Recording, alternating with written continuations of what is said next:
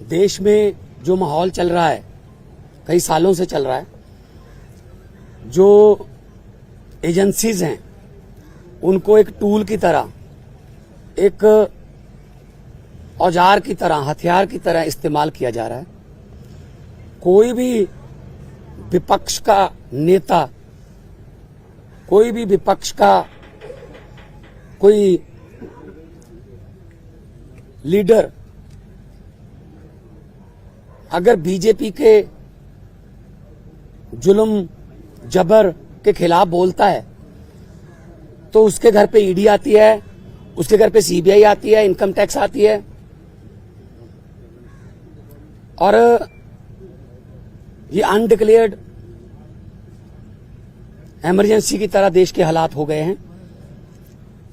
ये बात आज मैं इसलिए कह रहा हूं कि यही बात आडवाणी जी ने कही थी कि अनडिक्लेयर्ड इमरजेंसी वाले हालात हो जाएंगे। तो आज हालात वही हैं। गवर्नर, जहां इनकी सरकार नहीं है वहां गवर्नर के जरिए, राज्यपालों के जरिए तंग किया जा रहा है। मैं भी उसका पीड़ित हूं। एक केरला के मुख्यमंत्री अभी जंतर मंतर पर आके गए। तमिलनाडु के मुख्यमंत्री अपने गवर्नर से तंग है। उनका गवर्नर भाषण ही नहीं पढ़ता, उनका लिखा हुआ विधानसभा में जो पढ़ना होता है बजट सेशन में। ममता दीदी को हर रोज तंग किया जा रहा है।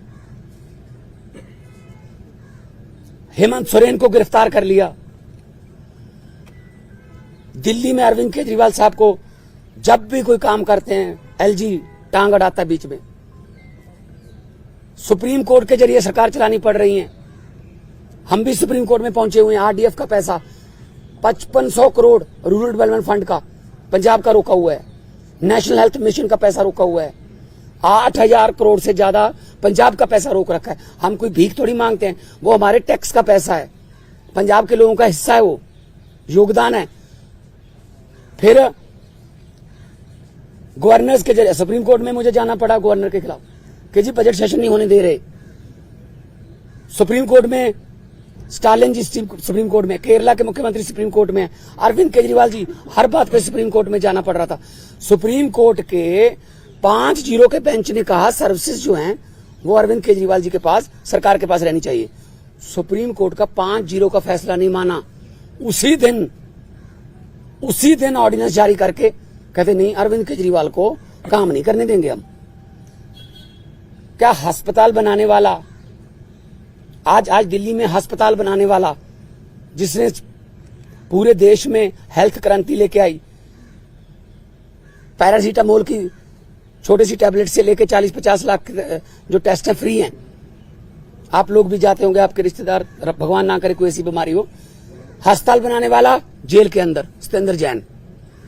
दिल्ली में स्कूल बनाने वाला, जिसने लाखों बच्चे, गरीबों के बच्चे नीट, एमबीबीएस, आईआईटी में जाने योग्य कर दिए, मनीष सिसोदिया जेल के अंदर है। राज्यसभा में मोदी जी के खिलाफ उठ के बोलने वाला संजय सिंह अंदर है। अभी अरविंद केजरीवाल साहब को ले गए। मतलब मुझे समझ नहीं आती कि देश में लोकतंत्र है कहां है। टीवी पत्रकार कोई अगर ऐसी रिपोर्टिंग कर दे, पत्रकार को पकड़ के लेके जाते हैं। कोई यूट्यूबर के बारे में, कोई यूट्यूब वाला कोई बोल दे कुछ, उसके लिए कानून लेके आए, ये आपका कंटेंट जो है ये भड़काऊ है, हेट स्पीच माना जाएगा इसको। सबसे ज्यादा हेट स्पीच कौन देता है देश में? सबसे ज्यादा हेट स्पीच बीजेपी वाले देते हैं। गोली मारो, ये आतंकवादी हैं, इनको वोट दोगे तो आपके घरों में आएंगे। मतलब ये हेट स्पीच तो ये है ना। हम तो काम की राजनीति करते हैं, हम नाम की राजनीति नहीं करते। मैं पंजाब का 2 साल हो गए मुख्यमंत्री बने हुए। 2 साल में 43,000 सरकारी नौकरी देके आपके सामने खड़ा हूं। 2 साल में हमने 829 आम आदमी क्लिनिक बना दिए। 1.25 करोड़ से ज्यादा लोग वहां पे आके दवाई लेके ठीक होके चले गए। क्या ये काम नहीं करनी चाहिए हमें? वो आम आदमी क्लिनिक को बंद कराने के लिए नेशनल हेल्थ मिशन का पैसा रोक रखा है। ये ना बनाओ जी। फिर 26 जनवरी की परेड में पंजाब की झांकी नहीं हुई। क्यों जी? आजादी में 80% योगदान हमारे बुजुर्गों का, हमारे पुरखों ने कुर्बानियां दी। और 15 अगस्त और 26 जनवरी आप पंजाब के बिना मना लोगे? कैसे मना लोगे? How dare you are.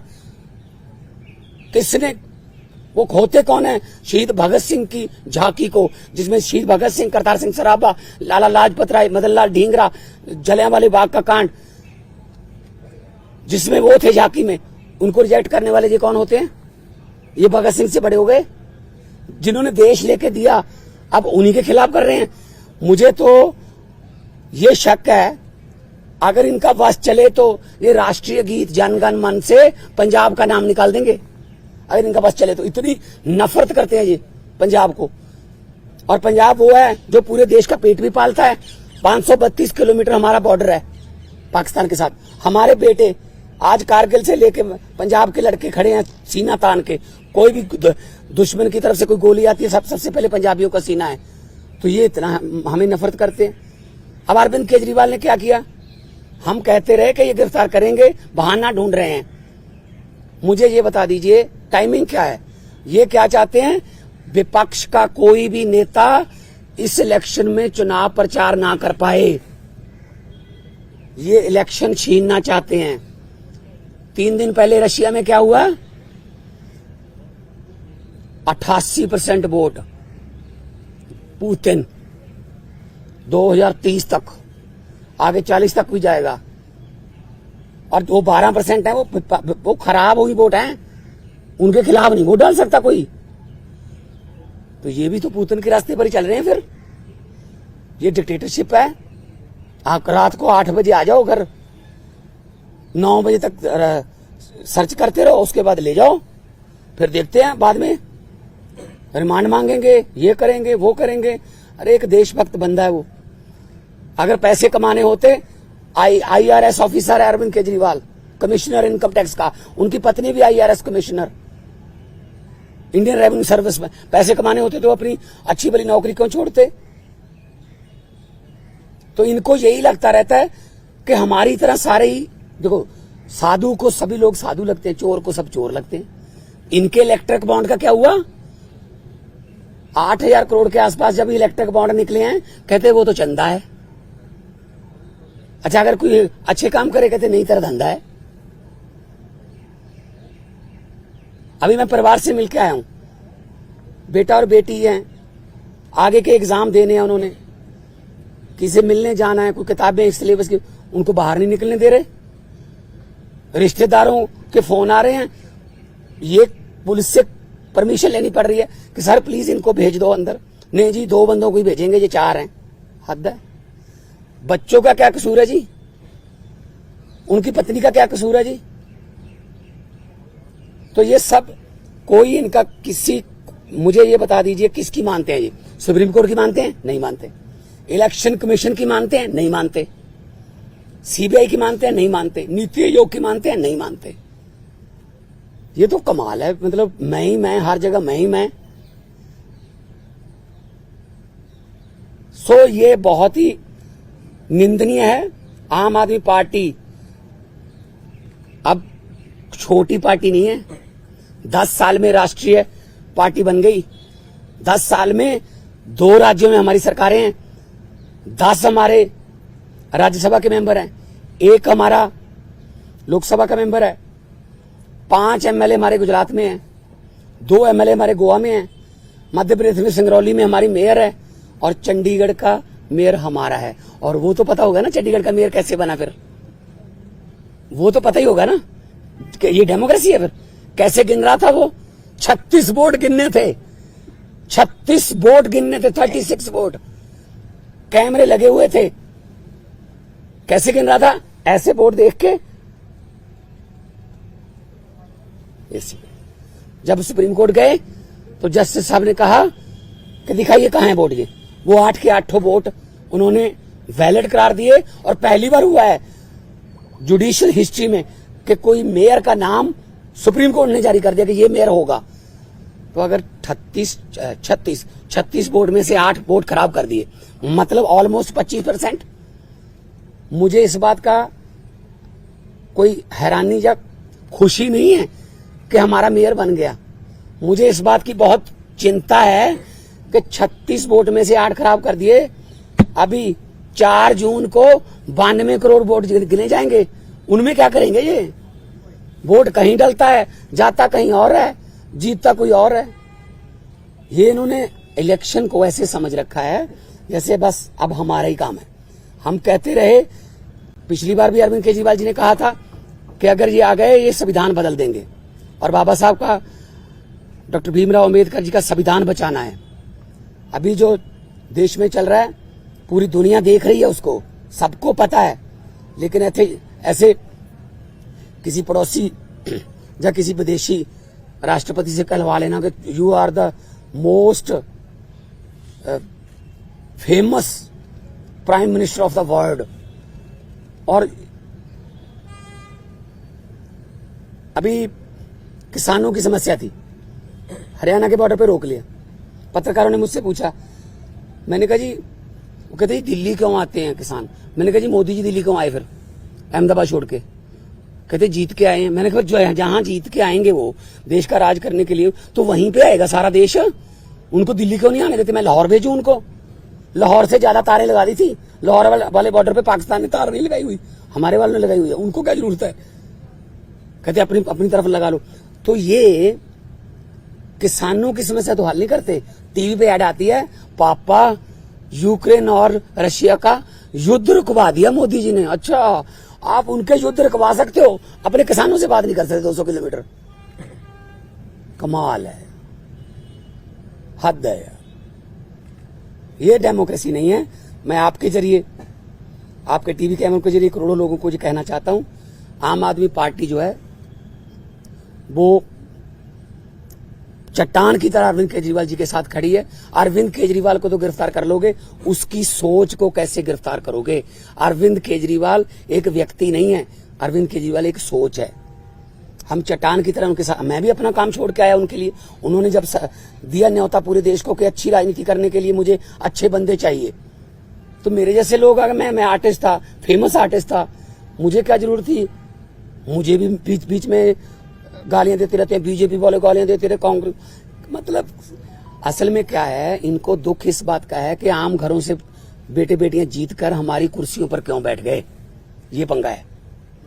मान साहब, आप कह रहे हैं कि सीएम की पार्टी और सरकार का दिल्ली में क्या होगा? मुख्यमंत्री बदले जाएंगे, पार्टी का चीफ बदले जाएंगे या वही रहेंगे? नहीं, संकट है। नहीं, पार्टी के ऊपर बड़ा संकट है। और कोई संकट नहीं है। पार्टी देखो, हम वो पत्ते नहीं जो शाख से टूटकर गिर जाएंगे।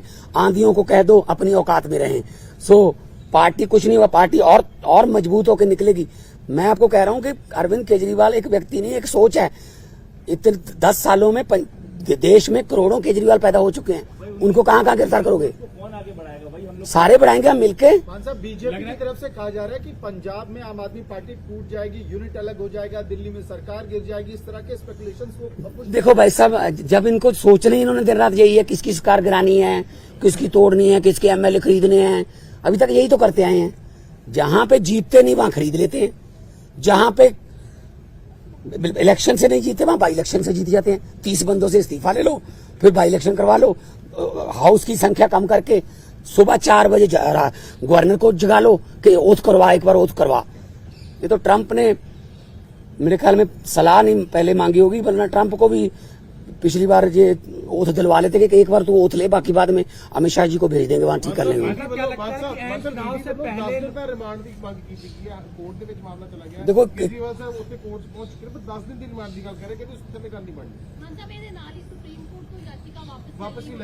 ਉਹ ਤਾਂ ਦੇਖੋ ਸਾਡਾ ਲੀਗਲੀ ਫੈਸਲਾ ਹੈਗਾ ਕਿ ਅਸੀਂ ਨੀਚੇ ਵਾਲੀ ਕੋਰਟ ਦੇ ਵਿੱਚ ਹੀ ਜਾਵਾਂਗੇ, ਪਰ 10 दिन ਦਾ ਰਿਮਾਂਡ ਮੰਗਣਗੇ, 15 ਦਾ ਮੰਗਣਗੇ, फिर जुडिशियल रिमांड होगा, फिर जमानत कैंसिल कराओगे, आ होगा। जब किसी की मानते ही नहीं है, या तो 5-0 का फैसला ही नहीं माना जब सुप्रीम कोर्ट का, तो किस पे भरोसा करेंगे? तो इसीलिए हमें कोई डर नहीं है, ये कोर्ट फैसला करेगी कि कितना रिमांड देना है। हाँ।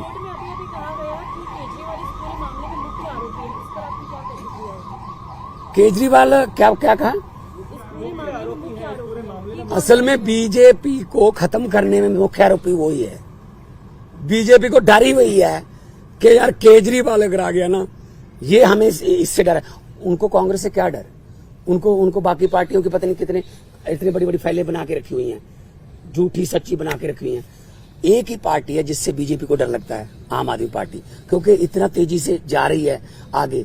तो इनको लगता है यार ये जहां भी जाते हैं, तो अभी पंजाब में देख लेंगे। पंजाब में हमने कहा है 13-13 जीरो का, अभी दिल्ली में अच्छा जा रहा है, अब कुरुक्षेत्र में, गुजरात में, हम सब जगह पे जाएंगे।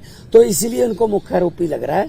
जो भी भारतीय जनता पार्टी के लिए खतरा है वो मुख्य आरोपी है। मतलब इंडिया अलायंस के बड़े लीडर्स आज इकट्ठा हो रहे हैं। इंडिया अलायंस के बड़े लीडर्स की मीटिंग है अरविंद केजरीवाल की गिरफ्तारी को लेके। अब वो चिंतित हैं कि पहले हेमंत सोरेन की गिरफ्तारी हुई, अब अरविंद केजरीवाल की हो रही है, तो इकट्ठा स्ट्रैटेजी बनाने की तैयारी में है क्या आप लोग?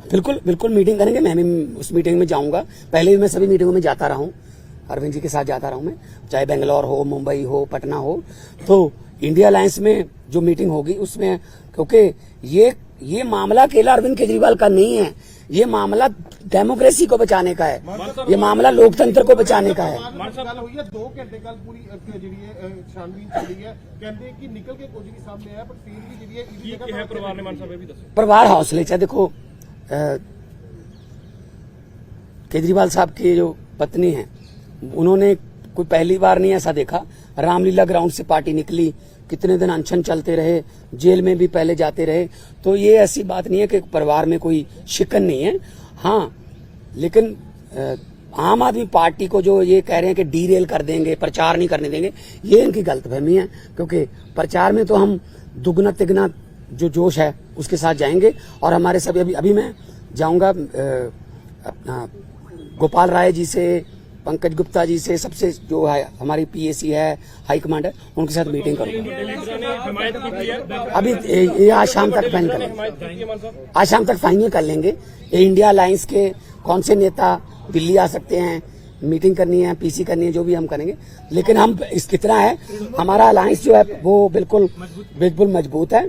अलायंस के पूरे साथियों ने विरोध भी किया है, और आने वाले दिनों में और ज्यादा हम इलेक्शन कमीशन को भी लिखेंगे कि एक नेशनल पार्टी के नेशनल कन्वीनर को आप पकड़ के आप उस समय जब प्रचार करने जा रहा है, तो ये क्या डेमोक्रेसी हो गई? आपने शिवसेना तोड़ दिया, आपने, है जी, आपने शरद पवार की पार्टी तोड़ दी, ठीक है, आपने जो चाहते हो कि इसको तोड़ दो, इसका चुनाव चिन्ह छीन लो, इसका ये छीन लो। ये छीना छपटी ज्यादा देर नहीं चलती। मैं इतना झूठ चल रहा है देश में, मैंने पार्लियामेंट में भी कहा था, ये क्या कर रहे हैं, ये देश को तोड़ने की बातें कर रहे हैं। ये देश के टुकड़े, असल में टुकड़े गैंग ये हैं जो देश को तोड़ने की बातें कर रहे हैं। मैंने पार्लियामेंट में बोला था कि लंबे सफर को मीलों में मत बांटिए, कौम को कबीलों में मत बांटिए। एक बहता दरिया है मेरा भारत देश, इसको नदियों और झीलों में मत बांटिए। हमारी पार्टी जो है वो बहुत जोश में है, जगह जगह पे आज पूरे देश में विरोध भी किया है। और अरविंद केजरीवाल इस संकट के समय से बड़े नेता बन के उभर के आएंगे। और लोगों को आज पता चल गया कि कैसे ये दमनकारी नीतियां जो इनकी बीजेपी की हैं, कि लोकतंत्र में अगर हम नहीं जीते, जो जीत गया उसको दबा लो, ये चलेगा नहीं। आपके